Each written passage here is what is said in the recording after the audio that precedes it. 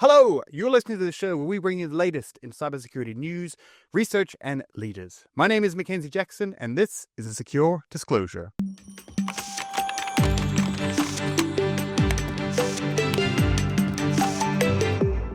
We have a great show for you today. We're diving straight first into the controversial topic of digital identities. This is a big debate that's going about in the UK right now, but also around the world. To understand this further, I brought onto the show Roman Moisescott from Veriff to dive deep into the world of digital IDs and understand, is this indeed a breach of privacy or is it the future? And in our Cyber and Saki segment, I sit down with Geoffrey Smet, who is one of the co-founders of Timefold.ai, and we talk about how an open source project from 16 years ago forced him to create a company today. The journey along the way and all the challenges. It's a really fascinating conversation, so you're going to want to stick around to the end. Before we get into our first segment, please do me a quick favor, like this video, subscribe to the channel. Every subscriber that we get makes an adversary cry. That is a known fact, so get those tears flowing. All right, enough from me. Let's get into our first segment.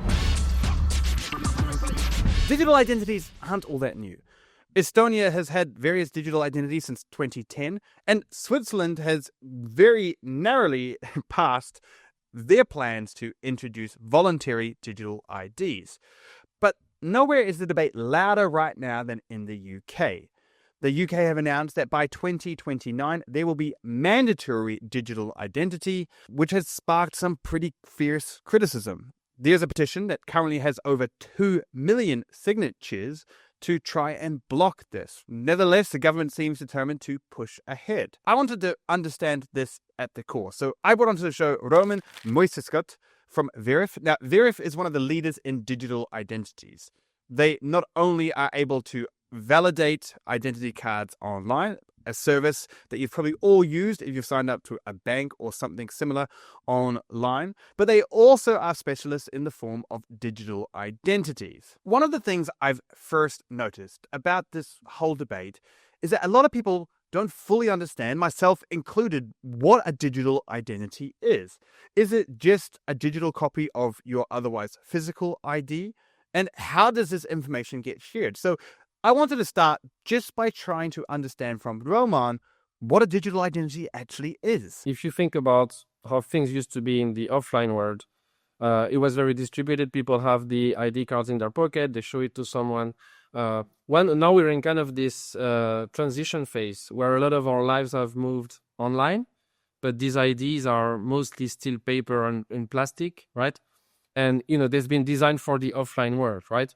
And so this digital, I would say, digitally native form of IDs that are emerging, they are really designed for the online world.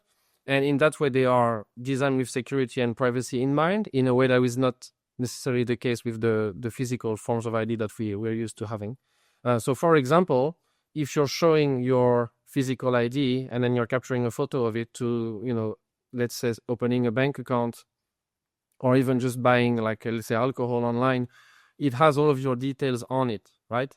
And so you have to really trust, okay, I'm sending all my personal data, I'm sending my face, I'm sending my name, address, date of birth to the cloud, basically, and what's going to happen with that. So, of course, you can figure it out, but that's just a lot of work and trust for the end user to think about. If you go with a digital native ID, that can be much more explicit, we only share, let's say that you're over 18, and the company on the other side doesn't need to know more than that, doesn't want to know more than that. So that just gives a lot of confidence for the person presenting this digital ID that, there's much less risk here for me. I'm only disclosing what needs to be disclosed in a way. And same with if you think about the cryptography or security side, everything is signed, it cannot be tampered with. When we're dealing with pictures sent over the cloud, of course, there's always much more risk of fraud going through as well. If we accept the fact that in a digital world, our identities are going to be sent online in various different ways, well, from what Roman just said, that digital identities are more private and more secure. So why then is there such a big pushback from people in the UK? I think it's a very interesting thing in the UK. I'm myself from France originally, which always had ID cards. Then I lived in Estonia, which was a front runner in digital identity. They've had a digital identity for years.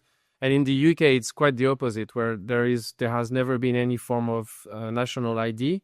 So I think in the UK, it's quite a unique situation where you have both people resisting national IDs, and they've always resisted that for cultural reasons, which we can go a bit more into. And then in addition to that, now the government is actually pushing to go straight to a digital form of ID. So I do think the UK is not necessarily representative. They have the resistance of having like the government interfering in the citizens' daily lives, and that's a very strong push that's always been there against national IDs. And then, of course, the digital aspect makes it a bit even more kind of scary for some people because there's always been an association of privacy being threatened. People have learned to mistrust like social media over time, and so it's kind of, I think, combined into a perfect storm of people getting opposed to it.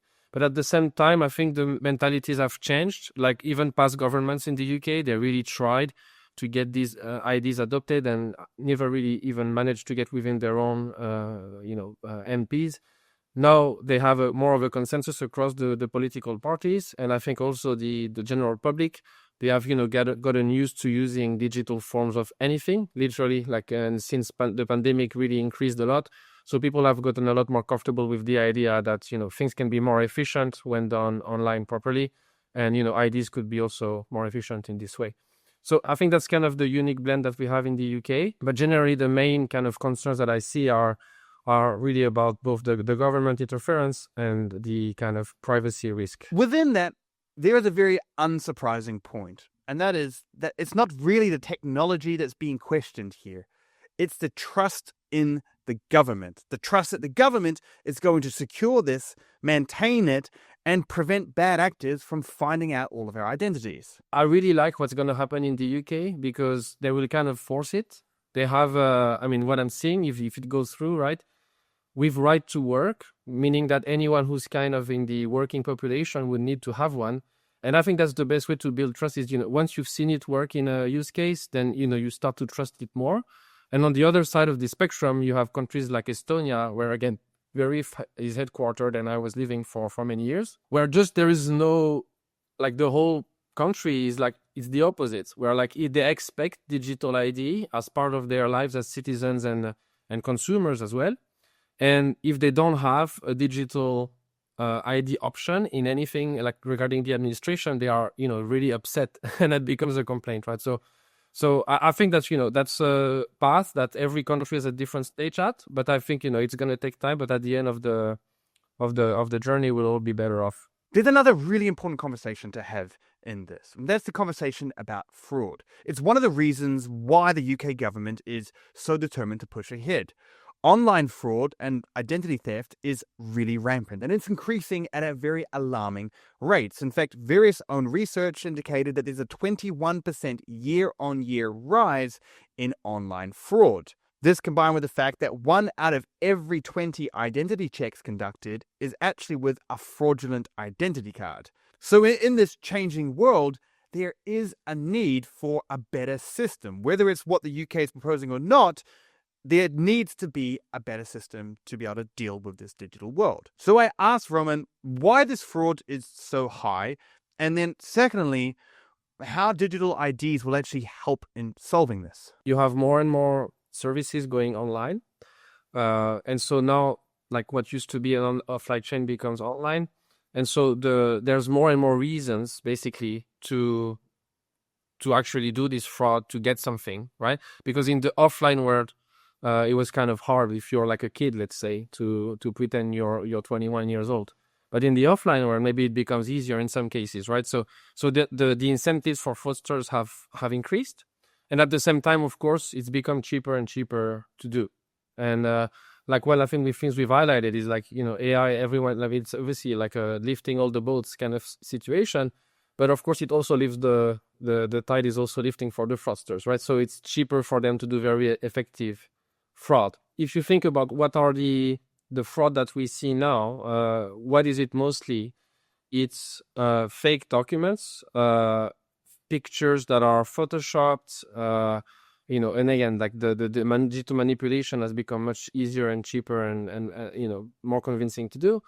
or, fake selfies, like I steal your, like a copy. I somehow managed to get a picture of your ID, and then I just kind of make up the selfie, of your face based on that, and I try to pass this way, right? So this is, again, like, this is most of what we see. Those things, like, we fight with a many number of techniques, but like if you go to a purely digitally native ID, these become moot because these are bypassed completely. You are just sharing credentials. Again, they are secure, they are encrypted, and they can't really be tampered with. Now, if you've been anywhere on the internet in the last 2 years, it will be very unsurprising as one of the reasons why fraud is increasing, and that is obviously with AI. It's very easy now with AI to create an identity card that looks almost perfect from anyone's computer. When the UK introduced the fact that you needed to verify your identity to visit certain adult sites, a protest site came up that allowed you to generate an identity card of any politician. Now, these aren't particularly good, but it illustrates a point what a sophisticated actor that is committed could actually do. So I asked Roman how AI is changing the game, both offense and defense. The main value we see, we have a lot more data, right? So a fraudster is usually kind of on their own. I mean, they can get access to like stolen, let's say, images of documents and stuff like that. But we collect, again, thousands of signals per attempt. But overall, of course, it's millions, right? So like, you have to imagine the scale. And so as we start to kind of, we detect a fraud attempt, it becomes a pattern. And then we can kind of, from that, expand and finding many more, right? And so AI is very, very helpful in kind of finding these needles of fraud in the haystack of all the verifications that we process. The number of signals that we can look at, it becomes also increasingly like exponentially cheaper for us to look at a broader picture. And so that's a bit how we can fight like these attempts on the fraud side. Now, at the moment, this doesn't involve any form of digital ID. What this does involve is verifying your physical or traditional ID using a site like Veriff. So I asked Roman why people are skeptical about this, but I also asked what are the technical nitty-gritties of how this actually works. Does the site get my ID or do they just get certain information? So you can think of Veriff like we would be when there is a request to verify someone's identity, we would do that. And then we are kind of passing that ball back to kind of the website or the service or app that kind of needs that. So there's not a generic answer. It always works this way. Like I think in this example, of course, the data has to be really secure and like all the usual like infosec requirements and everything should always be there. And like there's no excuse for that not being done.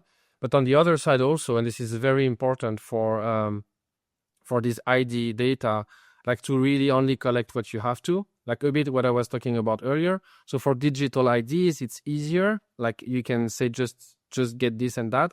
For these, like let's say pictures of physical IDs, you do get more, but it doesn't mean that you have to actually extract everything and then store and then, actually like keep a copy on your servers. These things are not needed necessarily, right?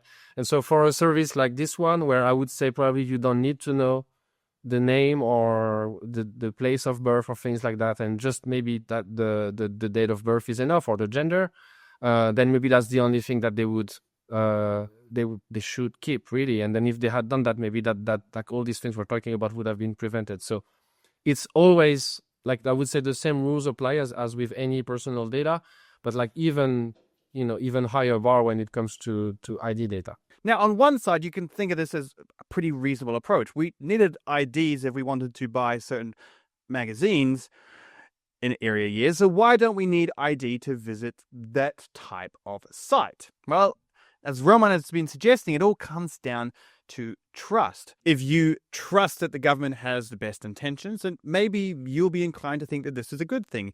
If you think that this may be a tyrannical government that's trying to crack down on liberties, you may think that this is a very good way to be able to track everyone's movements and even potentially blackmail them. The problem with this also is that it's kind of stupid. Stupid from the fact that it doesn't really solve anything, because a subscription to a €5 a month VPN will just get you bypass all this verification nonsense. NordVPN saw a 1,400% spike in VPN usage as soon as this policy came into place in the UK.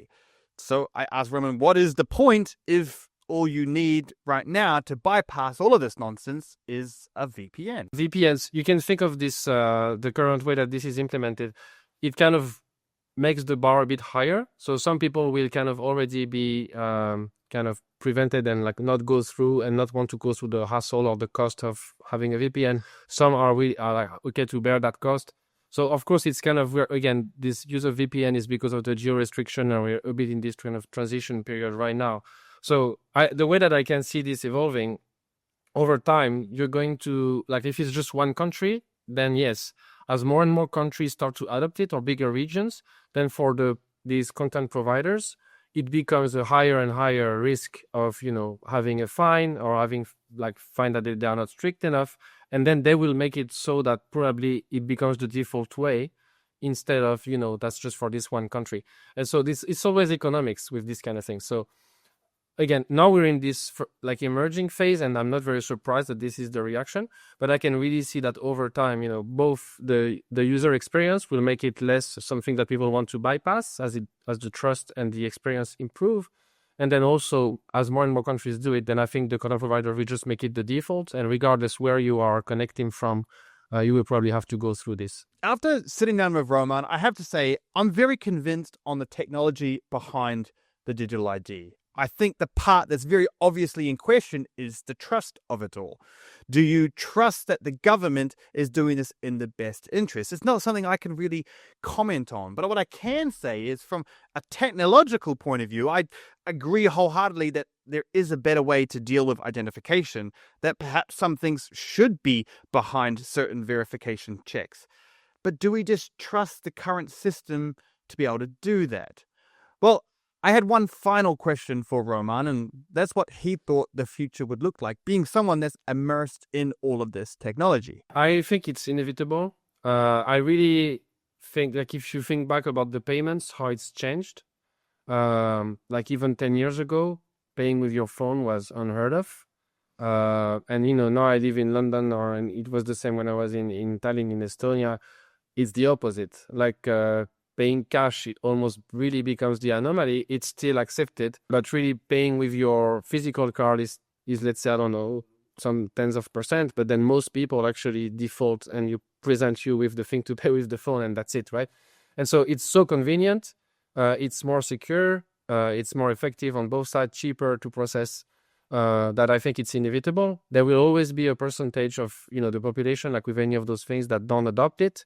There will be some resistance here and there. It's just how fast do we get to the other side is basically the main question, not whether we get to that side. Don't go anywhere. In our next segment, we're going down to the Cyber Sake bar with Geoffrey de Smet. We're going to drink some sake and talk about one founder's journey from open source to a full-fledged company. But first, I'm going to talk about the sponsor of this video. Today's sponsor is Aikido Security. Aikido Security is your complete code-to-cloud solution.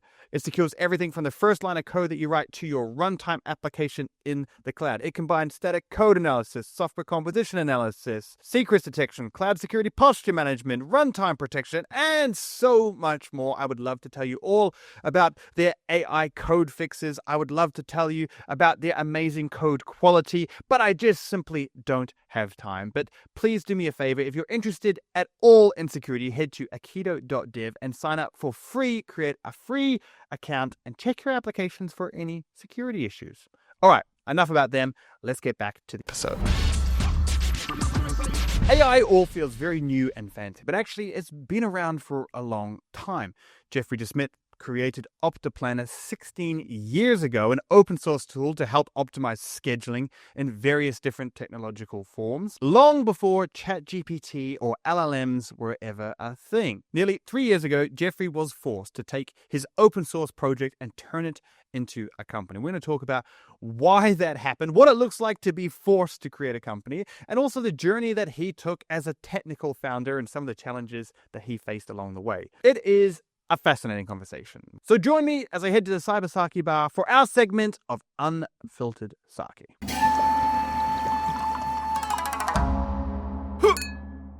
I'm here with a very special guest, Geoffrey Smet. Geoffrey, thanks so much for joining us. Welcome to the show. Thank you, Mackenzie. I'm really thrilled to have you here because you have a very interesting story. You are the founder of Timefold.ai, and we're going to kind of get into that whole process. But first, we have some sake to enjoy. We've gone with the 0% sakes this time, and the first sake is from the great brewing state of Arkansas in the US, and then we have a second, less traditional sake to try. But let's go for those. Okay. Cheers. I've never drank sake, so it's the best sake I've ever drank. Timefold.ai is all about kind of dealing with very complex schedules, and we'll get into that. But it actually came from an open source project, which is kind of interesting because it's a very different approach than most startups. So I just kind of want to start at the very beginning. Is where did this kind of open source project start with? Did you start with the idea of forming a business, or how did that whole process start? Yeah, so I started it 19 years ago, and originally it wasn't even called Optaplanner, and these days we call it Timefold Solver, right? That's the new name. But originally 19 years ago, I was working as a researcher. So I graduated 3 years earlier. I did 2 years consulting and being a developer, a Java developer. And I wanted to change the world. And so I went into research because I was going to, invent something that would change the world. And after a while there, I got a little bit jaded because I saw all of the research ending up as papers into these closets, right? And so back then, everything was still printed. So I started doing some open source work in the evenings and in the weekend, mostly for karma reasons, because the worst thing you can do to a builder is, have them build something that nobody will use. So I needed to build something that people would use, right? Now, anyway, at some point, there was this researcher who showed how they solved a nurse rostering problem with taboo search, which is a meta-heuristic, which is an AI algorithm, right? And so what is the use case? You need to assign shifts to nurses, right? For example, an early shift, a late shift, an evening shift. But of course, the nurses have different skills. Not everybody can work on the maternity ward and things like that, right? And so you need to make sure that it fits as well as possible, and that the nurses, when they say, I want to have a day off on a particular day, that they actually get that, right? So really cool presentation.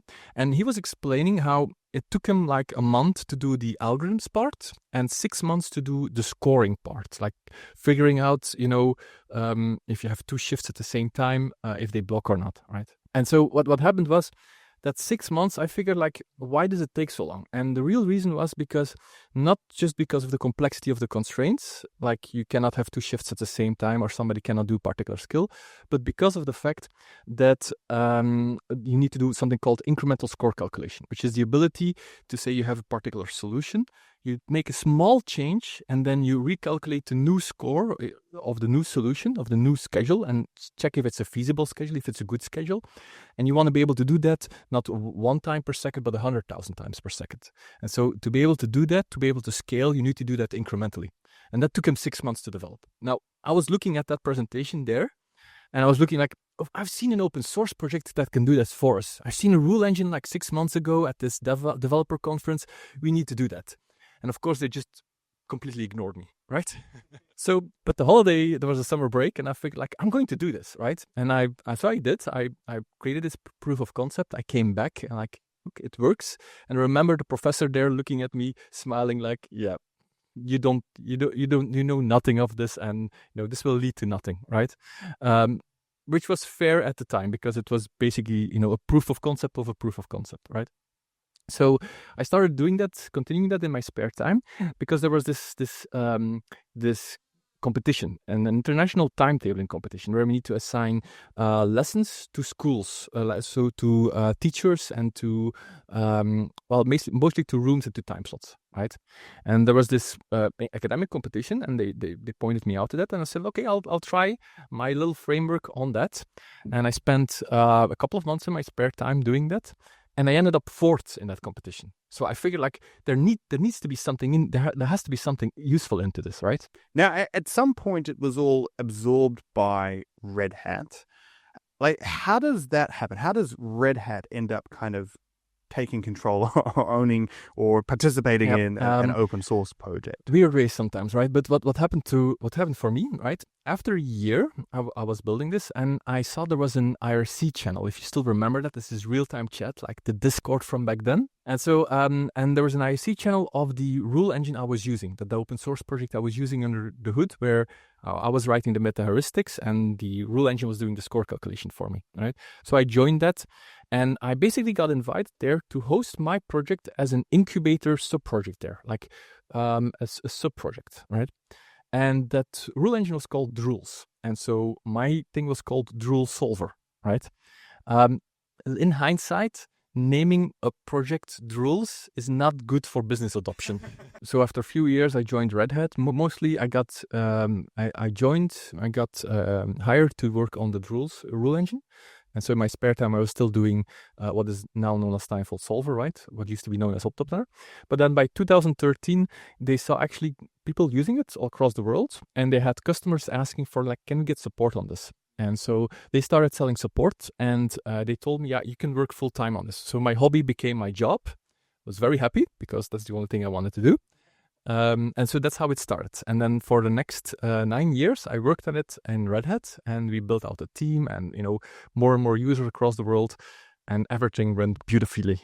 And when did you decide to turn it into a business? Like, what was that whole process like? Yeah, so the normal founders is like, I had this idea of building a company and things like that. I was basically strong-armed to building a company. So what happened was, I remember IBM acquired Red Hat, and that was in 2019. And so everybody was scared because IBM had basically the competitor of our project, the main competitor, which in hindsight wasn't really a competitor. They solved different use cases. It's called Cplex, right? And it's also no longer around, so two interesting things. But they also had the competitor for the Drools, for the rule engine, right? And that was basically a duopoly. So that was really the two main projects were then owned either directly by IBM or through Red Hat by IBM. And so everybody was losing their heads and like, okay, how do we deal with this? How can we position ourselves? And nothing happened for the first 2-3 years, right? But then after 3 years, all of a sudden, I woke up, there's a meeting, and it turns out they're moving the whole product suite to IBM, right? And now you have to understand that the whole Optoplanner thing was a small part of this, a very small part of this. But they probably didn't even, blink on the radar of higher management, right? So they were moving the rule engine part to IBM, and they didn't really know what to do with Optoplanner. But because they were moving the support subscription to IBM, Optoplanner was virtually dead because it no longer had anything to sell. And of course, you know what happens if you're building something in a company where there's no commercial incentive to do that. It's a very bad path to go down, right? In February, they told me, we're going to move it, right? And I was like, what am I going to do? Maybe I should, quit and fork this project because this is my life's work. Maybe not. And I was thinking about it and talking to my wife about it. And she had like one conversation with me where she just said like, go for it. You get a year. Just do it. She already made a decision. Let's do this. And I was like, no, I have to think about this. I have to analyze this. I have to do this, rationally, make some SWOTs and figure out my entire plan. And then July came around. And so by July, they were going to make a decision whether how they would sell Optoplanner within Red Hat, right? How they would continue to support customers. And basically, the person in charge of that called me up the 4th of July, and he told me that he was moving to IBM, and so he had no solution. So after 3 months of waiting, there was no solution. So then I knew, okay, there's no other way. I need to fork this. I need to start a company around this. It's really interesting because it's kind of like an opposite journey to a lot of startups nowadays, where I feel like a lot of them have this flashy go-to-market scheme. They have this great kind of business model, but then like the product itself is like, let's say, lacking. When yours the opposite. You had this like great product, this very mature product going out there, but in a way you kind of like that go-to-market. So on that go-to-market strategy, how did you then commercialize that? How do you at Timefold like make money? I don't want not to be so crass, but how did you turn this into a commercial venture and not just an open source venture? No. So originally we thought we'll just do the same thing as Red Hat. We'll just sell support on it, right? But we're a small shrimp, not a big company. It turns out that doesn't really work. In fact, if you look into all of the open source companies and the open core companies, only Red Hat really succeeded in just selling support and making everything open source and just selling support. Everybody else is basically using the open core model, where they basically say, okay, we make a part of it open source, the core, right? And we make it usable. Right, you can do stuff with it. You can do a lot of things with it, but then we provide you with additional services. And because the users of the open source see, okay, this actually works. This is high quality. They're also interested in seeing what these extra features are. Right.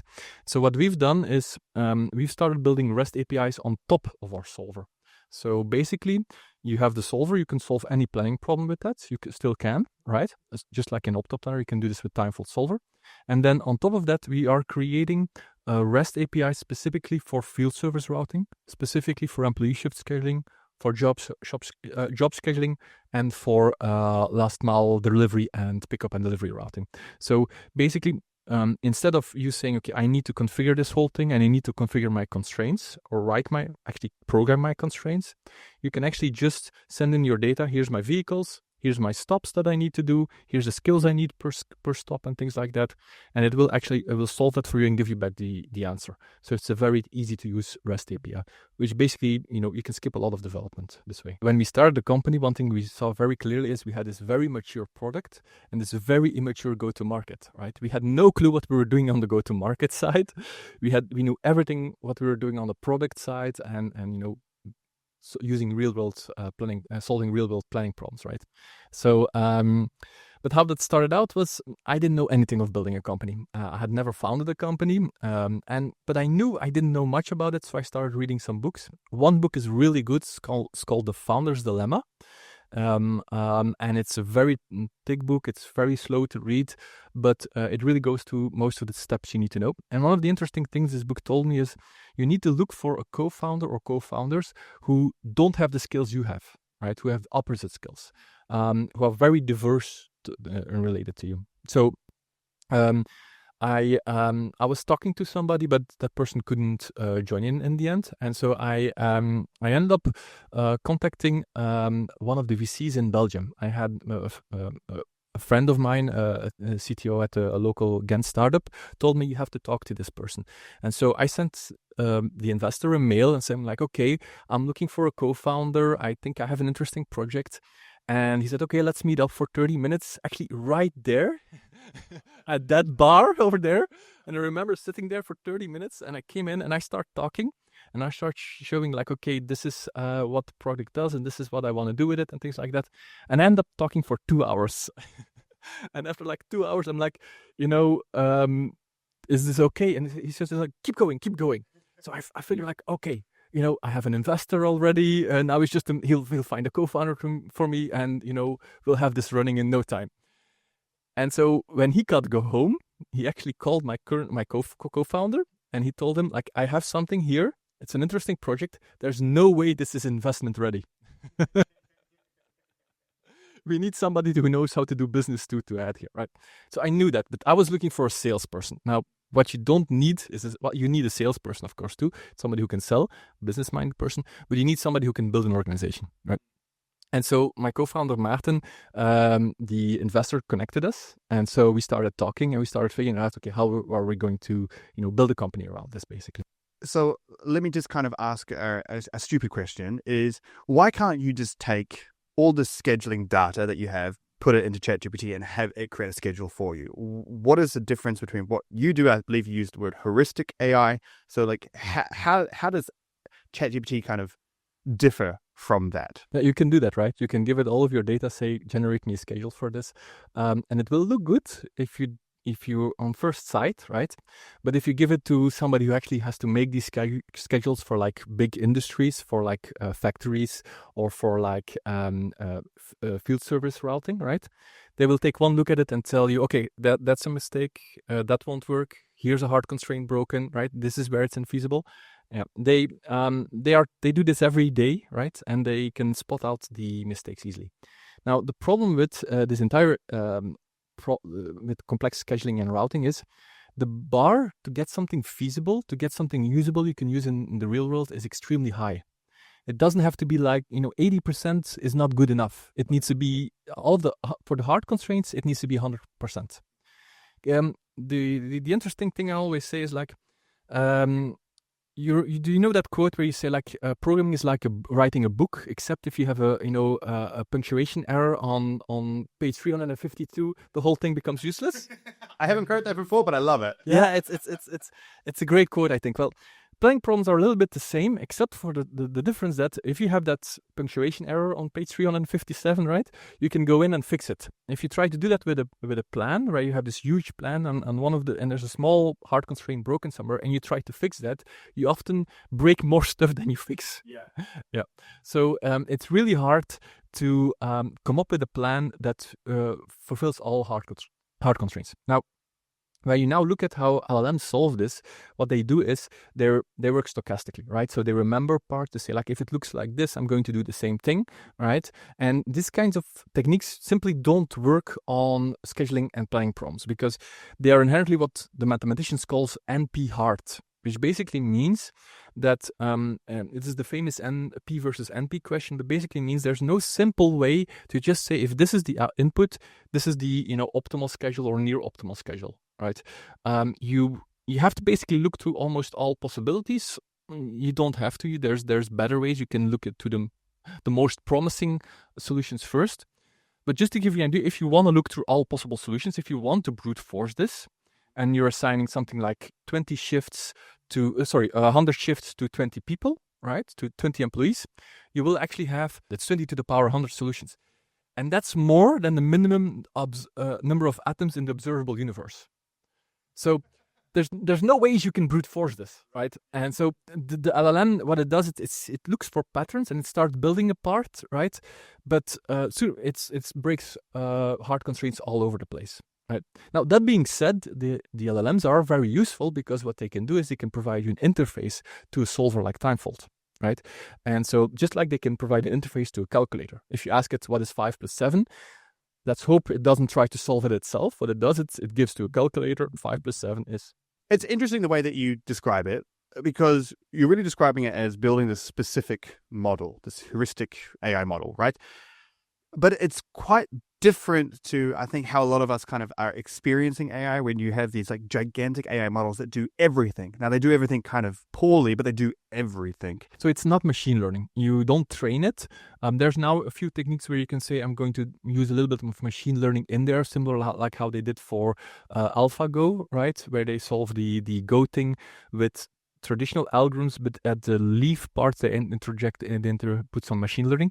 But the basic algorithm is a meta-heuristic algorithm for solving planning problems. So what it basically does is, first, we actually run two algorithms. First, we run an algorithm to create a greedy solution, which is very similar to what you would do as a human planner. So what happens is you take one shift, you assign it to a person. You take another shift, you assign it to a person, but you make sure that you don't break any constraints, hard constraints, and minimize your soft constraints. You find the best possible spot for that shift. And you do it one at a time, one shift at a time. Now the problem is that the first shift you assigned is probably already not the optimal location because you don't know where to put it, right? And so the greedy algorithm, what it does, it assigns all of these shifts. And then the meta-heuristic comes around, and what that one does, it starts swapping shifts, also which humans do. You get a schedule, say like, oh, this isn't good, let me see if I can swap some things around. But the difference is that a human does maybe 5 or 10 of those per 5 minutes or something like that, right? And spends 2-3 hours doing this, then gives up and publishes it out. Our algorithm does 100,000 times, does 100,000 swaps and stuff like that per second. So it literally looks at millions and millions of combinations upon that greedy algorithm. And that's why we deliver much, much better results than manual planning, where we reduce for shift scheduling the amount of people can get their day off requests more, like 50% more.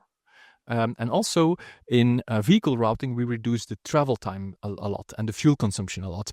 And this is huge productivity wise. This saves not millions of dollars, but hundreds of millions of dollars.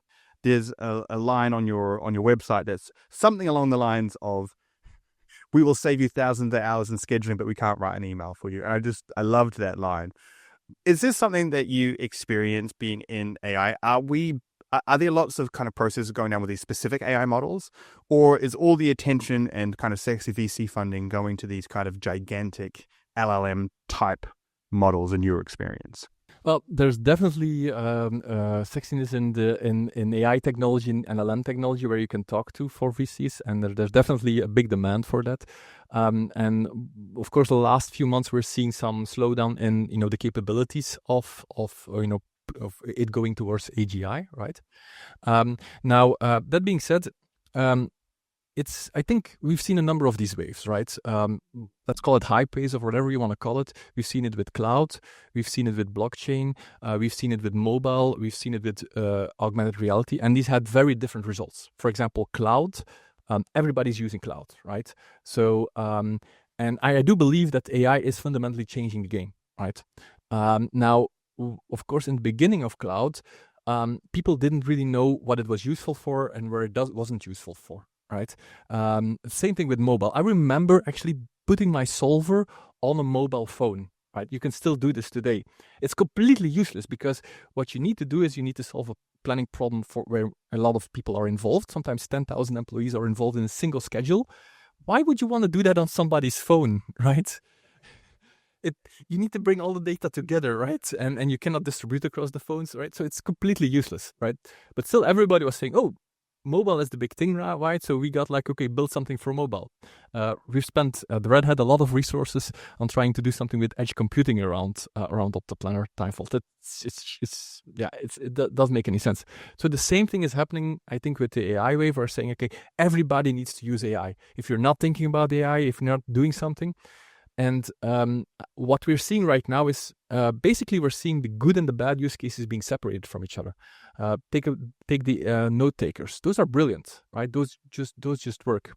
Take of ways of interacting with something complex, right? Like when you talk natural language and you get something back from the system. That's quite useful, right? So we're actually envisioning a way where you can, with an LLM, talk to your schedule, where Timefold is then solving the schedule for you and then making your adjustments for you. So it's just a better interface, right? So there's definitely use there. However, will it solve your planning problem and generates all of your, all the things you might want to have in your planning problem for you? I'm skeptical. I want to double tap on something that you said just there, because I want to also kind of understand some of the business behind this. Is you mentioned in there the thousands of hours that you can save during this. Now, I'm going to use an example that you've already given in here. It's that you have 20 people and 100 schedules. What would that take to do that manually, and the kind of the issues there? And what would it take with Timefold to actually do that with Timefold and the kind of time saving difference there? So first of all, how long does it do it if you do it manually? So I've talked to head nurses in hospitals and things like that. And a head nurse who has a department of 40 people once told me every Tuesday afternoon, he's making the entire schedule. That's his Tuesday afternoon. And at the end of the afternoon, he's happy if he has a feasible schedule. So feasible means that, nobody has to work 2 shifts at the same time. Everybody has enough time between 2 shifts. Taking care of things like, Anne wants a day off on Wednesday afternoon. That's really just a secondary nice to have concern that they might or might not look at. If it's feasible at the end, they push it out. So what we do is we solve the same schedule in minutes, 2 minutes, 3 minutes, right? And we actually take into account also those day off preferences. And we do a much better job of that, simply because we can do the same job much, much faster. So you might wonder, right, okay, if this is such a great technology, right, that saves planners hours and then also delivers much better schedules, which in some cases, not for shift scheduling, but for like vehicle routing, literally save millions of hours of production usage, right? Why isn't everybody using it? And again, it's that high bar, right? You talked about it in AI too. Like I guess Aikido has the same problem, right? It's not just having a schedule that's 80% good is not good enough. It's 100% useless. If you break one hard constraint, if you tell one person to be at 2 places at the same time, your schedule is useless, right? And so, and then if you try to fix that, the whole thing breaks apart. And so that's why this technology existed for almost 30 years now, the research discipline since the Second World War, and yet we still see that in practice, most people are still making plans manually or in Excel. And so that's the big thing for us. How can we make it easy for them to consume our software and make these plannings better, basically? How can we free the world of wasteful scheduling, as you said? Well, we are coming to the end here, but we do like to play a game called Would You Rather on this show. Before we do that, we have one more sake to try. Now, the last sake was kind of a traditional sake in terms of its brewing techniques. This one is definitely not. It is still sake, but it's kind of infused with different things. It's quite interesting. 0% again. So let's try that. Cheers. Thank you. Cheers. Yeah, it's good. It's strong. I like it.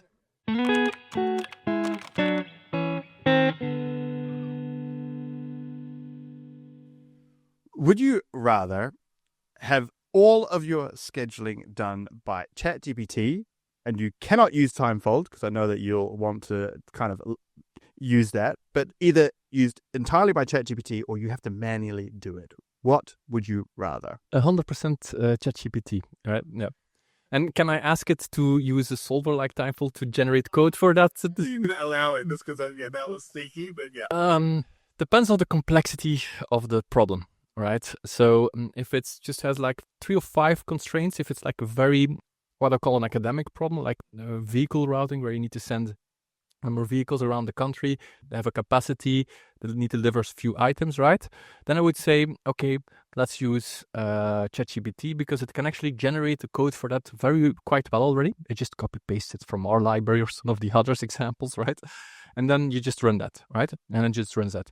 Where it gets more interesting is when you start adding, more real-world constraints. Like if it's for real vehicles, where drivers have skills, where they need to they can work overtime. Some of them are freelancers, others are contractors, and you want to, maybe first schedule all of your employees before you start using the contractors and things like that, right? Then this will break down. You will hit the wall some point, right? It's like when you use Lovable, right? It's great at the beginning. At some point, you hit the wall, and it hurts. All right, I have another one here. Similar question, but a little bit different. Would you rather write all your code manually? You cannot use any AI assistance tools, or you've got to go down the vibe path and you can only use AI vibe coding tools. You can pick whatever model you want, you can pick whatever system you want, but you have to prompt all of your engineering code. What would you rather? I'm old school, so I will definitely default to writing it manually.